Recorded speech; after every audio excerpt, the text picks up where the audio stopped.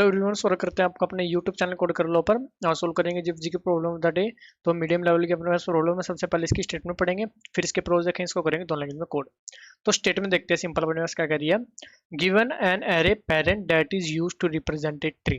एक आपके पास एरे दिया हुआ है, ठीक है, पेरेंट नाम से, वो रिप्रेजेंट कर रहा है ट्री को। ठीक है, आप किस तरह से रिप्रेजेंट कर रहा है उसको देखते हैं। The array indices zero base indexing है, are the values of the tree nodes and parent of i denotes the parent node of a particular node. क्या कहना चाह रहा है, अभी देखो, ठीक है। अगर ये इंडेक्स 1 है तो मतलब ये जो ट्री की नोड है ना, इसकी वैल्यू तो है 1, लेकिन इसका पेरेंट है जिसकी वैल्यू है 0। ठीक है, ये चीज ये कहना चाह रहा है। अभी आगे देखते हैं, the parent of the root node would always be -1। क्योंकि रूट नोड का कोई पेरेंट नहीं होगा तो उसके लिए इंडिकेशन क्या होगी, तो उसका पेरेंट होगा -1। ठीक है, मतलब ये रूट नोड है यहाँ पर। ठीक है, जहां पर भी -1 है वो रूट नोड है। As there is no parent of the root node, ठीक है, वो बात हमने देख ली। Construct the standard linked representation of binary tree from this array representation and return the root node of the constructed tree. एक बात समझ में आई कि ये वाली नोड हमें रिटर्न करनी है। ठीक है, क्योंकि ये होगी रूट नोड। अब इसके नीचे, इसके लेफ्ट राइट में जो भी स्ट्रक्चर बनता है जो इस एरे पेरेंट एरे के अंदर दिया हुआ है, ठीक है, उसको बनाकर रिटर्न करना है। ठीक है, ये हमारे पास एक टास्क है। ठीक है, मतलब फाइनली जो हम रिटर्न करेंगे वो तो -1 वाली नोड रिटर्न करेंगे। ठीक है, जो भी जिस भी इंडेक्स पर ये पड़ा होगा उस इंडेक्स की वैल्यू पाके वो रिटर्न हो रही होगी, लेकिन उसके लेफ्ट राइट में सबसे पहले सब कुछ एडजस्ट करना पड़ेगा। ठीक है, अभी क्या करते हैं, यहाँ पर नहीं समझ रहे होंगे, इस एग्जाम्पल को व्हाइट बोर्ड पर लेकर चलेंगे। ठीक है, वहां पर अच्छे समझ में आएगा। व्हाइट बोर्ड की तरफ चलते हैं। ठीक है, एग्जाम्पल को लिखते हैं। हमारे पास जो एग्जाम्पल है वो है जी -1 0 0 1 1 3 एंड 5। ठीक है, चेक करते हैं एक बार। एग्जाम्पल यही है कि जी बिल्कुल यही है। ठीक है, अभी देखो, सबसे पहले हमें क्या समझना है कि हमें क्वेश्चन में कहा क्या हुआ है। ठीक है, एक बार अच्छे से यहाँ पर समझ लेते हैं। हमें कहा है कि जो भी इंडेक्स है, इंडेक्स का मतलब 0 1 2 3 4 5 6, ये रहने वाली है नोड की जो वैल्यूज है। जितनी भी ट्री के अंदर नोड है, ठीक है, टोटल 7 नोड रहने वाली है, उनकी वैल्यूज रहने वाली है 0 to 6। ये बात क्लियर हुई। ठीक है, अब हमें क्या पता चल गया। ठीक है, अब यहीं से हम क्वेश्चन को बनाना शुरू करते हैं। ठीक है, हमें पता चल गया कि हाँ भाई, जो 0 नोड वैल्यू वाली है, ठीक है, एक तो वो रहने वाली है मेरे पास। ठीक है, एक मेरे पास रहने वाली है क्या भाई, 1 वाली। एक मेरे पास क्या रहने वाली है भाई, 2 वाली। एक मेरे पास क्या रहने वाली है भाई, 3 वाली वाली। ठीक है, ये सब नोड मेरे पास रहने वाली है। इनकी अरेंजमेंट अभी करनी रहती है कि कौन सी किसके लेफ्ट में, कौन सी किसके राइट में। ठीक है, कौन सी किसके का पेरेंट है। ठीक है, वो अभी हमने कुछ नहीं करा, सिर्फ हम क्या कर रहे हैं, अभी नोड देख रहे हैं कि हाँ भाई ये मेरे पास जो है वो नोड रहने वाली है। ठीक है, 4 1 5 1 6। ठीक है, ये अपने को समझ में है कि हाँ भाई ये नोड रहने वाली है। अभी इनका लेफ्ट, ठीक है, सबका लेफ्ट सबका राइट, सबका लेफ्ट सबका राइट क्या है, नल है। अभी तक वो सेट नहीं है। ठीक है, हमें पता है कि ये नोड आने वाली है। ठीक है, भाई हमने क्या करा, 7 नोड उठा के बना ली, 0 से लेकर 6 तक उसमें वैल्यू डाल दी, बन गई, कोई दिक्कत वाली बात नहीं। ठीक है, अब अपना असली काम शुरू होता है। ठीक है, अब हमें क्या करना है जी, अब हमें इस वाले एरे को, ठीक है, अपने ऊपर वाले एरे को ही दोबारा देखना है। ठीक है, सबसे पहली वैल्यू आती है मेरे पास क्या, -1। सबसे पहले वैल्यू मतलब इंडेक्स क्या, 0। इसका मतलब ये वाली जो नोड है वो रहने वाली है क्या, ये वाली नोड होने वाली है मेरी पेरेंट। कोई दिक्कत वाली बात नहीं। ठीक है, इसका मतलब ये किसी और के लेफ्ट राइट में नहीं आएगी। ठीक है, ठीक है, ये पेरेंट रहने वाली है मेरी। तो मैं क्या करूंगा, इस नोड का एड्रेस, ठीक है, इस नोड का एड्रेस मैं किसी एक हेड नोड में, या फिर इसको मैं अपना मार्क कर दूंगा एज ए हेड। ठीक है, कि फाइनली हम इसको रिटर्न करेंगे। कोई दिक्कत वाली बात नहीं, चलो जी आगे चलते हैं। अब ये क्या मार्क कर रहा है, ठीक है, ये कह रहा है मेरे को 0। मतलब जो एक नोड है उसका पेरेंट कौन है मेरे पास, उसका पेरेंट है 0 वाली नोड। ठीक है, इसका मतलब एक ही 0 क्या तो लेफ्ट में लगेगा या राइट में लगेगा। अब वो कहाँ लगेगा वो हमें क्वेश्चन में कहा हुआ है। ठीक है, इसको ओके करते हैं। पहले हमें कहा हुआ है if two elements have the same parent. जैसे हमारे पास यहाँ पर देखो 1 और 2 का सेम पेरेंट है 0, मतलब 1 और 2 0 के लेफ्ट या राइट में लगेंगे। वो लगेंगे कैसे, the one that appears first in the array will be the left child. ठीक है, मतलब यहाँ पर 1 मेरे पास पहले आ रहा है तो 1 लेफ्ट में लगेगा, 2 राइट में लगेगा। बिल्कुल सिंपल सी बात। अब देखो, अब ये हम सब कुछ स्टोर कर चुके होंगे। ठीक है, किसी एरे में ये 0 इंडेक्स पर पड़ा होगा, ये 1 पर, ये 2 पर, ये 3 पर। ठीक है, ये तो अपने को कोई दिक्कत नहीं। सबसे पहले हमने ये काम करा कि सारी नोड बना ली। ठीक है, फिर हमने करा कि उसको हेड मार्क कर दिया क्योंकि इसमें -1 आ गया था जिस भी नोड पे। ठीक है, फिर हमने देखा कि 1 इंडेक्स के लिए जो रूट है वो 0 है। इसका मतलब जो 0 इंडेक्स पर मेरे पास नोड पड़ी हुई है, ठीक है, वो पेरेंट है 1 इंडेक्स वाली नोड की। बिल्कुल सिंपल सी बात है। ठीक है, क्योंकि ये भी तो मेरे पास किसी एरे में इंडेक्स पर पड़े होंगे। ठीक है, तो वहां से हम देख लेंगे 1 इंडेक्स पर कौन सी पड़ी है, 0 इंडेक्स पर कौन सी पड़ी है।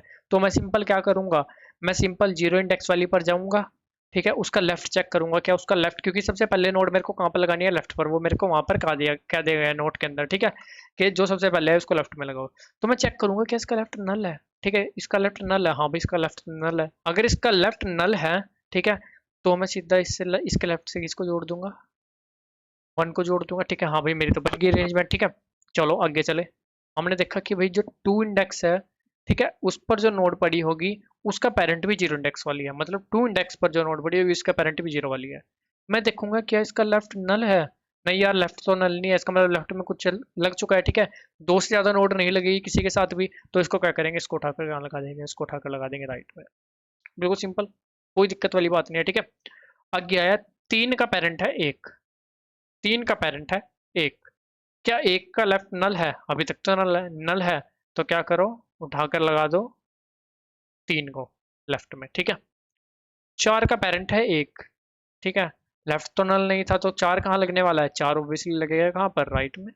4 को लगा दिया राइट में। ठीक है, अब ये सही स्ट्रक्चर नहीं बन रहा है। ठीक है, हमने वैसे ही नोड बना ली, स्ट्रक्चर अभी डिफाइन कर लेंगे बाद में। ठीक है, पूरा ट्री टाइप बना लेंगे, उसको कोई दिक्कत नहीं है उसमें। ठीक है, अब 5 का जो पेरेंट है वो है 3। ठीक है, तो 5 का पेरेंट है 3।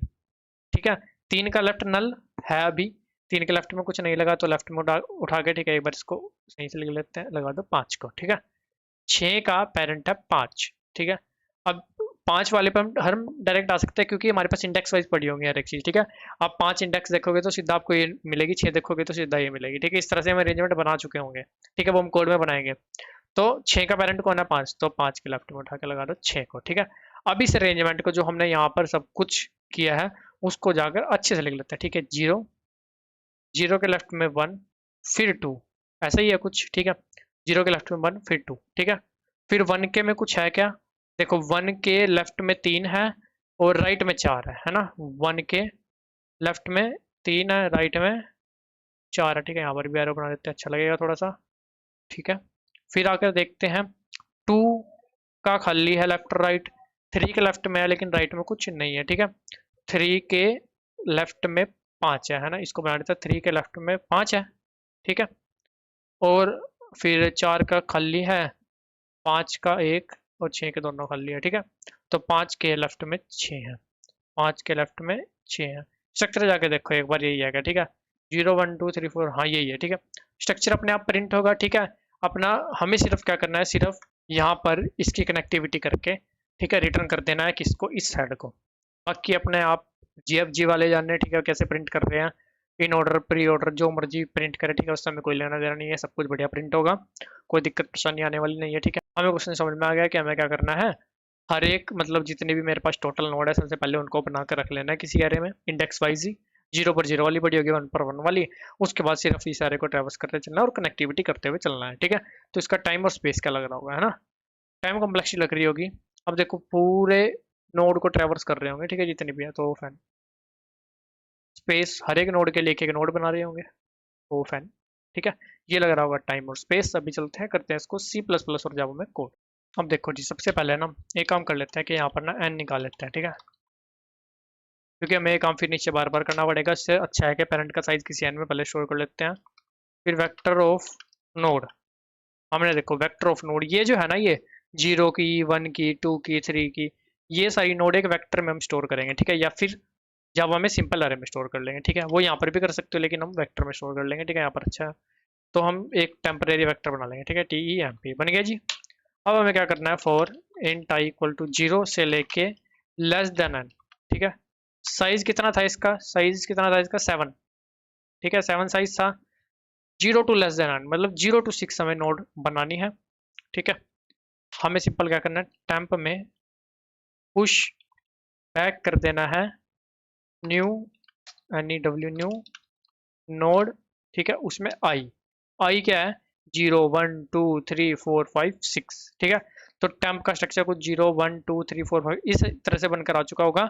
0 से लेकर 6 तक की नोड टेम्प के अंदर आ चुकी होंगी। ठीक है, उसके बाद आते हैं बाहर, आए बाहर। अब हमें क्या करना है, फोर इन पेरेंट एरे को ट्रेवर्स करना, आई लेस देन एन। ठीक है, I less than n, I plus plus parent array को ट्रेवर्स करना। अब देखो हमें सिंपल क्या करना था कि अगर -1 है तो वो हेड है। ठीक है, तो सबसे पहले हम क्या करेंगे, नोड स्टार हेड बना लेंगे यहाँ पर, ठीक है, नल से डिफाइन कर लेंगे। अगर parent of I equal equal है -1, ठीक है, या फिर आप कहो नोट इक्वल यहाँ पर लगा लो, ठीक है, इसके अंदर हम अपना असली काम कर लेंगे। ये इक्वल वाला हो गया, इक्वल वाला हो गया तो मतलब